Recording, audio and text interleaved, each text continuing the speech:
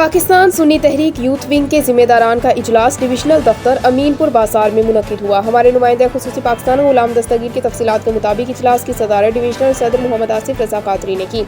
मेहमान खुसूसी शमशीर गिल और मियाँ अब्दुर्रहमान थे। इस मौके पर मौलाना आदिल रजा कादरी, अहमद निसार कादरी और दीगर ने खिताब करते हुए कहा, नौजवान मुल्क की सियासी तरक्की और इस्तेहकाम में रीढ़ की हड्डी की हैसियत रखते हैं। क़याम पाकिस्तान के लिए नौजवानों ने कायदे आज़म के हरावल दस्ते के तौर पर काम किया। आज भी नौजवानों को अपने असलाफ का वो किरदार अदा करना होगा।